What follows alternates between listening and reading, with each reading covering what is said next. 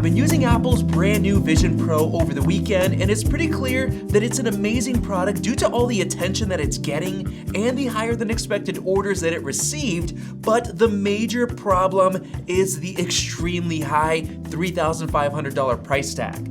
I'm a tech reviewer, and I'm pretty sure I'm gonna return this headset, and not because I don't enjoy it, I love it, it's just the insane price. So in this video, I'm gonna share my experience over the weekend, including my thoughts on the price, as well as talk about the lower cost Vision Air headset, which Apple is actually working on right now, according to Mark Gurman. Back last year on October 15th, Mark Gurman within his Power On newsletter let us know that there's actually gonna be a lower cost Vision Air model that's going to be quite a lot cheaper than the one that we have now, and he did mention that back then Apple actually shifted their staff away from developing a standalone AR glasses product towards working on the lower cost headset.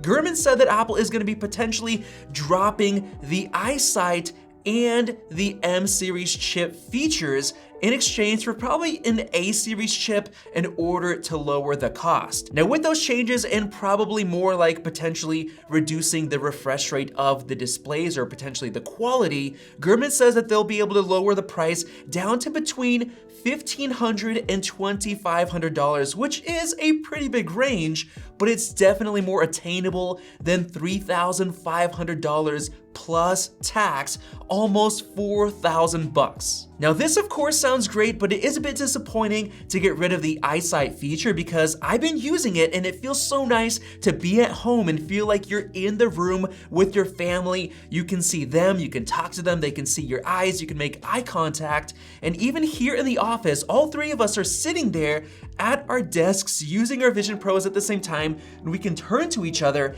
make eye contact, so we can be more productive and work on our videos. But I do like the idea of having a $1,500 Vision Air, and I think that's awesome, just so that more people can get to experience this, or at least a taste of what the actual Vision Pro is like. And I do think that it's gonna be worth buying the actual Vision Pro over the Vision Air because it's gonna have more performance in terms of having the better chips with potentially the higher refresh rate, resolution, the EyeSight, and other features that are gonna make it really worth spending the extra cash if you're really invested and you can be more productive with the Vision Pro. Like right now, I'm literally screen recording this. I think I am. Yep, okay, screen recording is going, and I'm using my Vision Pro with the Notes app open as my teleprompter sitting in front of the camera, so it looks like my eyes are looking at you. Hopefully, I'm not sure if the actual EyeSight feature works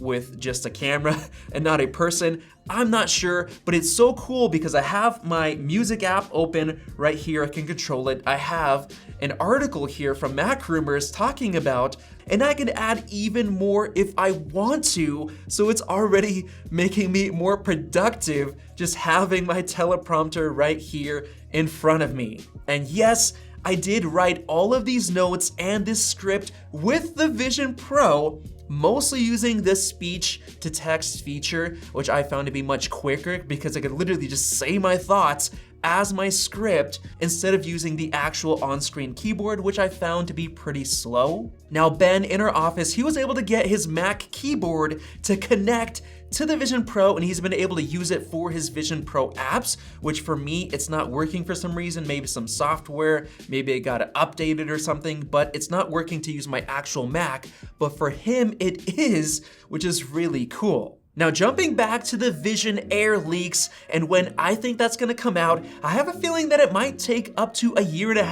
or maybe 2 years from now, maybe even WWDC 2026 for the new Vision Air to come out, just so that Apple can have a good solid 2 years worth of sales and hype and excitement for the Vision Pro and really get developers engaged in making more awesome apps, especially more games, which I feel right now are kind of lacking. I did play a couple of games over the weekend, like that one Beat Saber style music game, which was really fun. My wife actually tried it out. She had a blast. I was posting that on Twitter. Really fun. I also played chess and Battleship.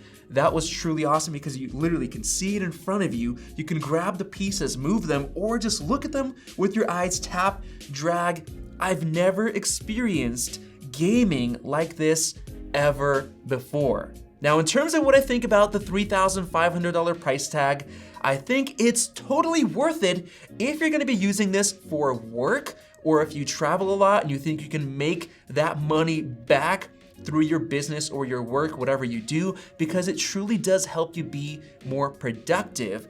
But if you're in a position where you're in debt and you're just trying to get this for fun because you have FOMO, you're seeing everybody online use it and it looks so cool and you really want to buy it, honestly, in that case, I wouldn't recommend it because that price tag is just such a huge pill to swallow, and you might find that you're not getting your money's worth.